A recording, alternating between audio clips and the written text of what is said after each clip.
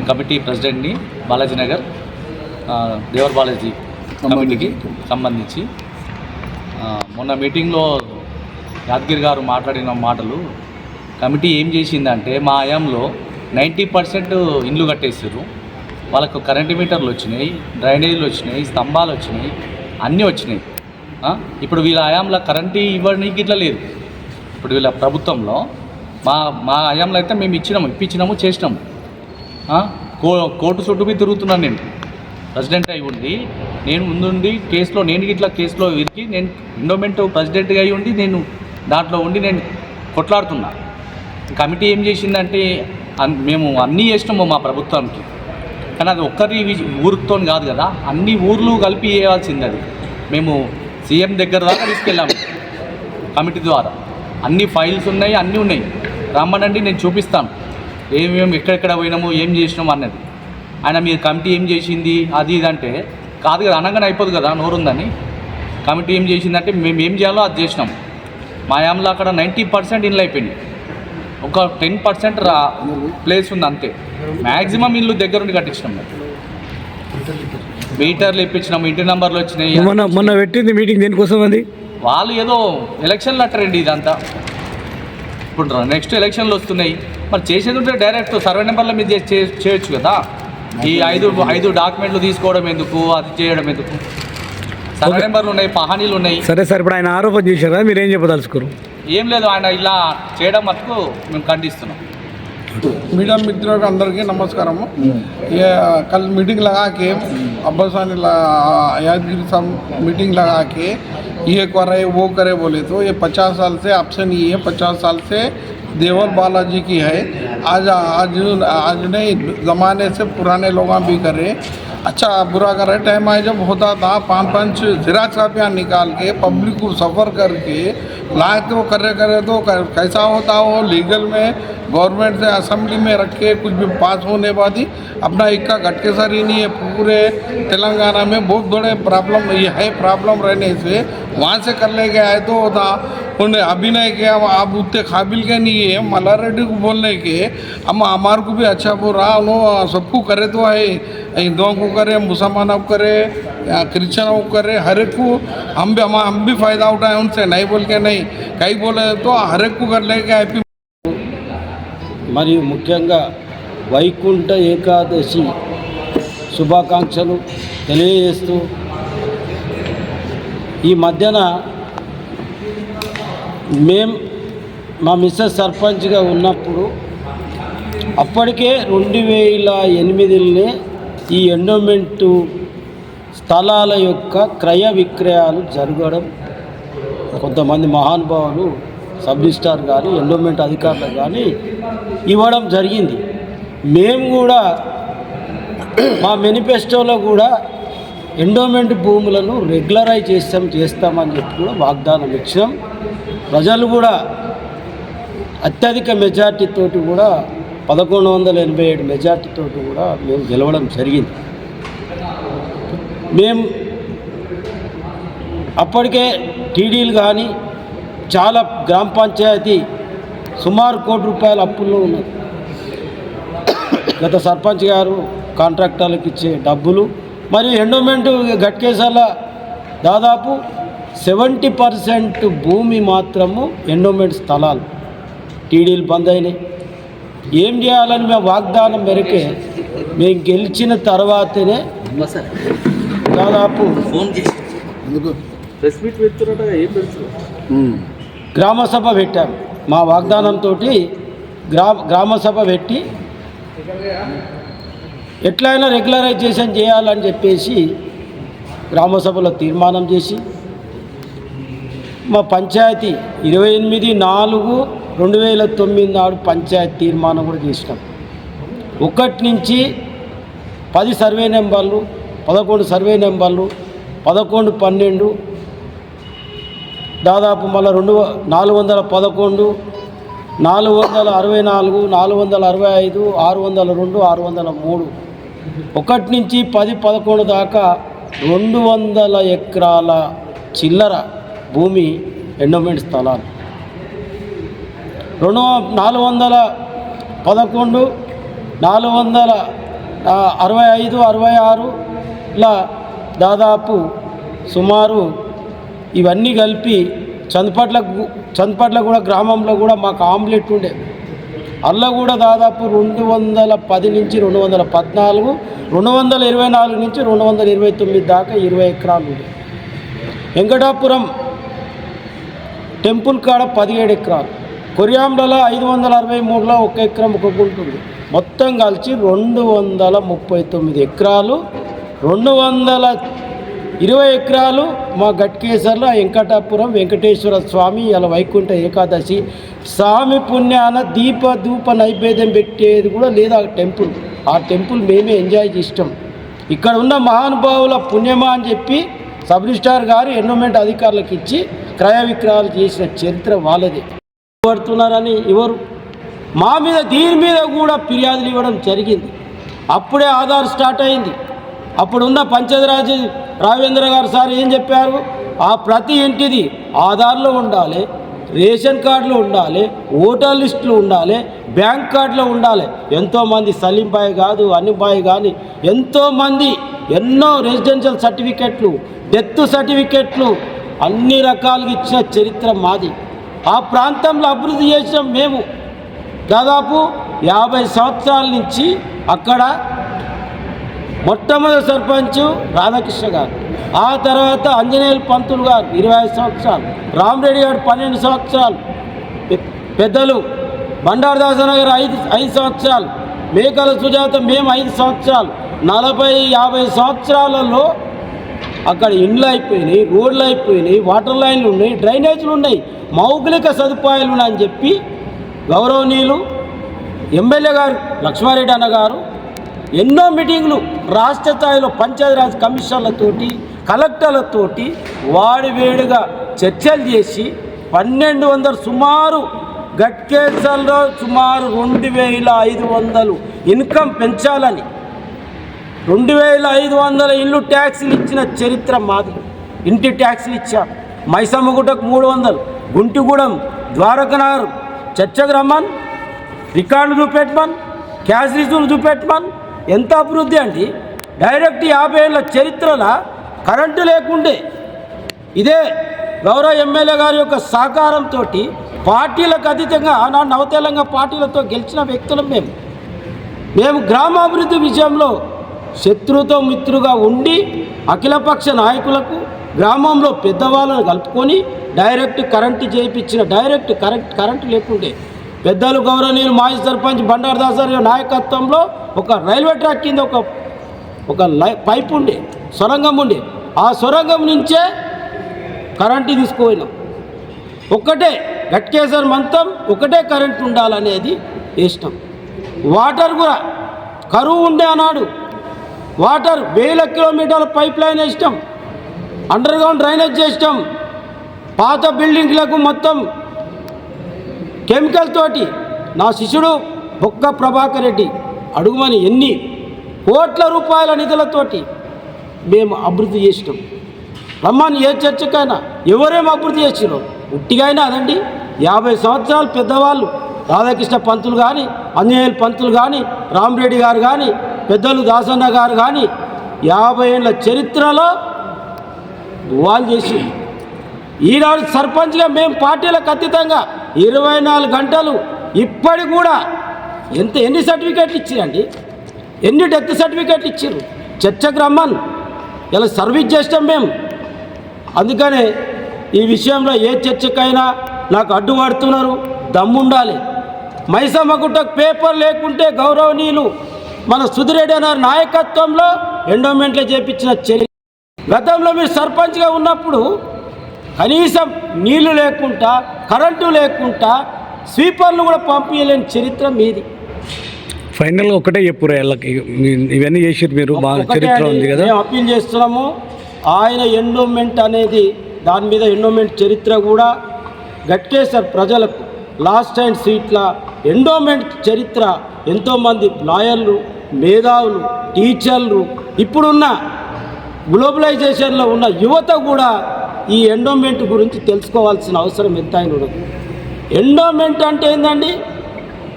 ప్రభుత్వ రక్షిత భూములు. Endowment meaning ప్రభుత్వ రక్షిత భూములు. ఈ భూములు ఏ భూములు అంటారండి? దేవాలయాలు, మఠాలు, చారిటబుల్ ట్రస్ట్లను ఎండోమెంట్ ల్యాండ్లు అంటారు. వీటి పట్టా పాస్బుక్లు ఉండయి, లోన్లు తీసుకుంటేందుకు ఉండదు, ఈ భూములకు ఎలాంటి హక్కులు ఉండయి, రిజిస్ట్రేషన్లు కావు. దీన్ని ఎండోమెంట్ అంటారు. ఎండోమెంట్ ఎప్పటి నుంచి వచ్చిందండి? ఇది దాదాపు ఇగో పానీస్ కూడా ఉన్నాయి. ఈ పానీస్ కూడా చూడండి, దాదాపు అన్నిట్లల్లా దేవల్ బాలాజీ పాప వెంకటేశ్వర స్వామి ఆయన దీప నైవేద్యం పెట్టలేదు. కావున ఇది ఎండోమెంట్ చట్టం అంటే కూడా ప్రభుత్వ రక్షితం, గవర్నమెంటే కాపాడాలి వీటికి. అయితే రాష్ట్రంలో దాదాపు 397 దేవాలయాలు ఉన్నాయి. ఇక్కడ గట్కేశ్వర ప్రజలందరూ గమనించాలి, 397 దేవాలయాలకు 92,223 ఎకరాల భూములు ఈ దేవాలయాల కింద ఉన్నాయి. ఈ 92 లక్షల భూములల్లా మరి ఈనాడు ఈ టెంపుల్ చుట్టూ ఎంతున్నాయి అంటే 3 లక్షల భూములు ఉన్నాయి సుమారు. టెంపుల్ చుట్టుముట్టు 3 లక్షల భూములు ప్రభుత్వ ఆధీనంలో ఉన్నాయి. కొండలు నీటిలో మునుగునే 16 లక్షలు, అర్చకుల దాకా 18 లక్షల భూములు. ఇతర రాష్ట్రాల్లో కూడా ఎండోమెంట్ భూములు 7 లక్షలు దాటున్నాయి. మరి ఆక్రమణకు ఎంత? లీజుకు 21 లక్షలు భూములు ఇచ్చారు. ఆక్రమణకు ఎన్ని భూములు?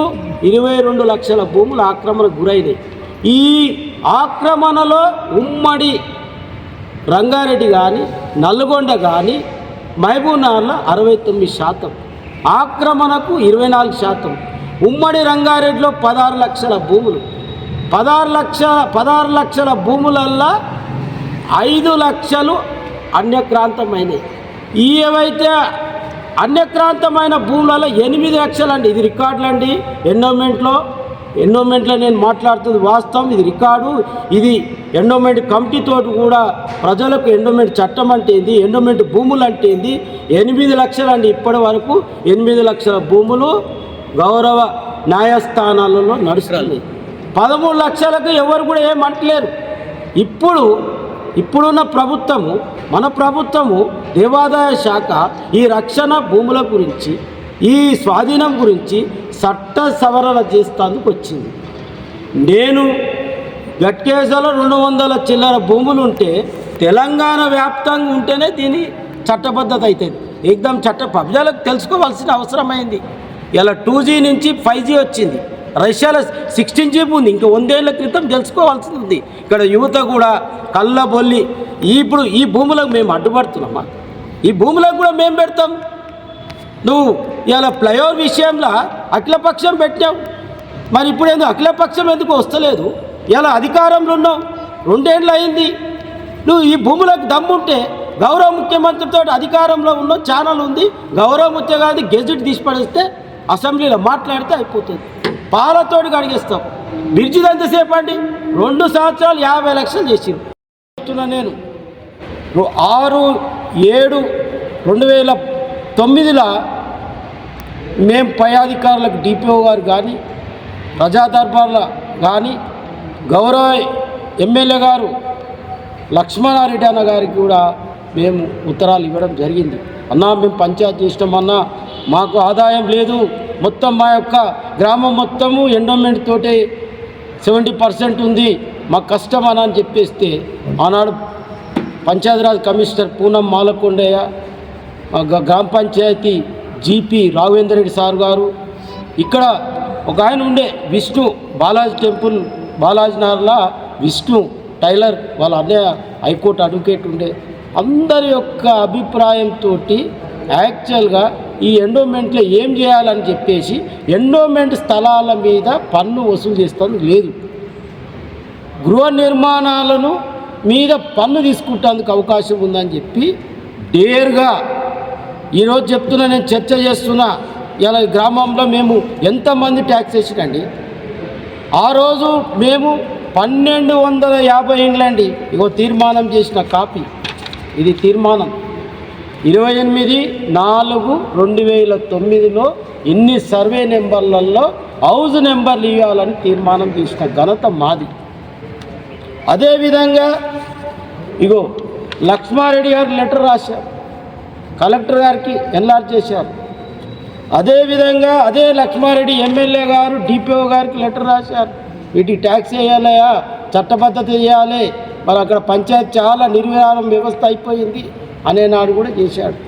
అదేవిధంగా ప్రజా దర్బార్లో కూడా లెటర్లు ఇచ్చారు. ఈ విధంగా డేర్గా అప్పటికే ఎండోమెంట్ కమిషనర్ గారు ఈ భూములను సర్వే చేయాలని చెప్పి 1వ బ్లాక్ నుంచి 10వ బ్లాక్ దాకా మొత్తం ఎండోమెంట్ అధికారులు ఇన్ఛార్జ్ ఎంఆర్ఓలతో సర్వేకి వస్తే చాలామంది అక్కడ ఉన్న ప్రజలందరూ భయాందోళనలు పెడితే అన్న ఈ సర్పంచ్ కూడా లేకుండా సరే అని చెప్పి న్యాయ నిపుణులతోటి పంచాయతీరాజ్ అధికారులతోటి 1250 ఇక్కడ లెక్కలు ఉన్నాయండి చూడండి, మేము 1250 ఇండ్లకు చట్టబద్ధత హౌస్ ట్యాక్స్ వేసాం, ఇంటి నెంబర్లు ఇచ్చాం, నల్లా బిల్లులు ఇచ్చాం, కరెంటు మీటర్లు ఇచ్చాం, పర్మిషన్లు ఇచ్చే ఘనత కూడా మాదే అని కూడా సభాముఖంగా చెప్తున్నాం. ఏ ఛాలెంజ్కైనా చెప్పండి, అన్ని వివరాలు ఈనాడు పేపర్లు కావు, 30 బుక్కులండి. 30 బుక్కులతోటి అక్కడ ఉన్న ప్రజలు మాకు ఆదరించినందుకు, రెగ్యులరైజేషన్ మా మేనిఫెస్టోలో పెట్టినందుకు, దాన్ని అమలు చేస్తున్నందుకని మేము చట్టబద్ధత ట్యాక్స్ వేసిన చరిత్ర జాతు కాదు, ఎవరిని కించపరచడం కాదు. ఏది ఉన్నా ఈ గట్కేసర్లకు నా చేతులు జోడించి చేస్తున్నా ఫ్లైఓవర్ విషయం, మొట్టమొదటగా ఫ్లైఓవర్ విషయం ఎంత అండి, ఎంత నరకయాతన ఇది.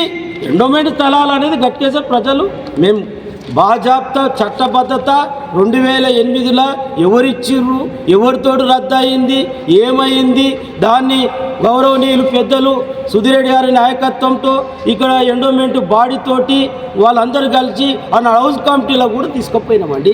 ఇంద్రకరణారెడ్డి గారితో కేటీఆర్తో మాట్లాడినాం. ఇదే రాష్ట్ర వ్యాప్తంగా తెలంగాణ ఇప్పుడు నువ్వు చేస్తా అంటే ఎవరొద్దు అంటున్నాడు, స్వాగతిస్తాం, పాలతోటి పాలాభిషేకం చేస్తాం. కానీ ఈయన దిగజారే మాటలు చేసే కళ్ళబొల్లి మాటలు అనేది ఎవరు కూడా అభివృద్ధి మీద వస్తావా చర్చకు రా. ఎవరు ఆయంలో ఏ సర్పంచ్ ఆయంలో ఎవరేం చేసిరు, గత సర్పంచ్లు ఏం చేసిరు, నువ్వు ఎవరేం చేస్తున్నావు రమ్మను. అఖిలపక్షం సవాల్ వేస్తున్నా, అఖిలపక్షం పెట్టండి, లైవ్ పెడతాను పేపర్లతో సహా ఆధారాలతో. ఏ అభివృద్ధికి ఎవరు అడ్డుపడిరండి? శ్రీ గట్టుమైసమ్మ గుట్టకే అడ్డుపడిన చరిత్ర మనది వీళ్ళది. అమ్మవారి గ్రామ దేవత. ఇప్పుడు ఏది ఉన్నా కాలం అనేది మారిపోయింది. ప్రజలు అనేది ఎండోమెంట్ ఈక్వలెంట్ ప్రభుత్వ రక్షిత భూములు. ఈ ఎండోమెంట్ మీద పాపం ప్రభుత్వాల దమ్ముంటే తెలంగాణలో ఉన్న ఆలయ భూములకు ఏవైతే వర్తిస్తుందో గట్కేసర్ ప్రజలు కూడా గమనించాలి. దీని మీద కూడా మన ఎండోమెంట్ కమిటీతో కూడా కరపత్రం ముద్రిస్తాం. కావున దేన్నైనా అందరం కలిస్తేనే గ్రామాభివృద్ధి అవుతుంది. ఈ 2 విషయాలల్లో రాజకీయాలు, జెండాలు, కులాలు, మతాలు పక్కబెట్టి ఫ్లైఓవర్ విషయంలో మొట్టమొదట ఫ్లైఓవర్ విషయంలో అన్నీ పక్క పెడతాను. భేషజాలాలు ఇవన్నీ అహంకారాలు ఇవన్నీ పక్క పెడతాను. పక్క పెట్టి అది ఫ్లైఓవర్ విషయంలో పిల్లనియాలంటే కూడా కష్టమవుతుంది. ఆ ఫ్లైఓవర్ విషయంలో ముందందుకు రావాలని ఆనాడు గతంలో ఒక విధంగా ఉద్యమాలు, ఇప్పుడు పాపం అనేది లక్ష్మారెడ్డి గారు పాపం జేఏసీ పిల్లలు యువతరం వాళ్ళు కొట్లాడుతున్నారండి. ప్రభుత్వం మనం ఉన్నాం, మన ప్రభుత్వం ప్రజలతోటి ప్రభుత్వం ఏర్పడుతుంది. మేము ప్రభుత్వాన్ని నిలదీస్తాం, ప్రభుత్వంతో పని చేయించుకుంటాం. కావున ఈ ఫ్లైఓవర్ విషయంలో, దేవుల బాలాజీ విషయంలో గతంలో నువ్వు అన్ని అఖిల పక్షాలు పెట్టావు, గతంలో అందరినీ కలుపుకున్నావు. మరి ఇప్పుడు దేవాలయ భూములతోటి కూడా ఈ కమిటీ చేస్తే లేదన్నప్పుడు మరి అన్ని పార్టీస్, సిపిఎం పార్టీ ఇక్కడ వాయా, తెలుగుదేశం పార్టీ ఇక్కడ వాయా, అన్ని పార్టీలను పిలిపిస్తానండి. మేము కూడా వస్తాం, బీఆర్ఎస్ పార్టీ పరంగా కూడా వస్తాం. జేఏసీ పార్టీలు కాదే, అన్ని కులాలు ఉన్నాయి, మతాలు ఉన్నాయి, అన్ని ఉన్నారు. పాపం పెద్ద ఆయన 70 సంవత్సరాలు ఉన్నారు, కొట్లాడుతున్నాడు ఆయన. కావున ఇప్పటికుండా ఏది ఉన్నా భేషజాయాలు పోకుండా మల్లారెడ్డిని కానీ గత సర్పంచులను కానీ నేను అడ్డుపడుతున్న ఇది ఊరు చేసిన ఉపకారం, పెరిగే చేసిన శృంగారం ఎవరు చేసినా. ఎందుకంటే గత స్వతంత్రం వచ్చినప్పటి నుంచి ఎంతోమంది మహానుభావులు, గత సర్పంచుల గారు, గత దేవేంద్ర గౌడ్ గారు కానీ మల్లారెడ్డి గారు కానీ అందరితోటి కూడా అభివృద్ధి జరుగుతుంది. కావున ఏదైనా లోటుపాట్లు ఉంటే కానీ ఏది మాట్లాడిన చేసినా స్థాయి తగ్గట్టు మాట్లాడాలని, వాళ్ళకు ఏది కించపరచడాలు విజ్ఞతగా వదిలేస్తూ ఒక్కటే సవాల్ చేస్తున్నా, అభివృద్ధి విషయంలో మండల్ ప్రెసిడెంట్గా చివరిగా మండల్ ప్రెసిడెంట్గా నేను సర్పంచ్ ఉన్నప్పుడు కేఎల్ఆర్ది యొక్క గట్కేశ్వర్ యొక్క పట్టణ రూపురేఖలు మారాలని ఒక సుధిరెడ్డి అన్న గారు తెలుసు, ఒక్క ప్రాకరణ శిశువు రూపురేఖలు కోట్ల రూపాయలతో అభివృద్ధి చేసిన చరిత్ర మాతి. అదేవిధంగా దానికంత మూడింతలు మండల్ ప్రెసిడెంట్గా నేను ఎంపీటీసీగా ఈ ప్రాంతంలో హిందువులకు కానీ ముస్లింలకు కానీ క్రైస్తవులకు కానీ గాంధీ విగ్రహం నుంచి మొదలు పెడితే శ్మశాన వాటిక దాకా కుల సంఘాలకు అన్ని రకాల చర్చకు సిద్ధం.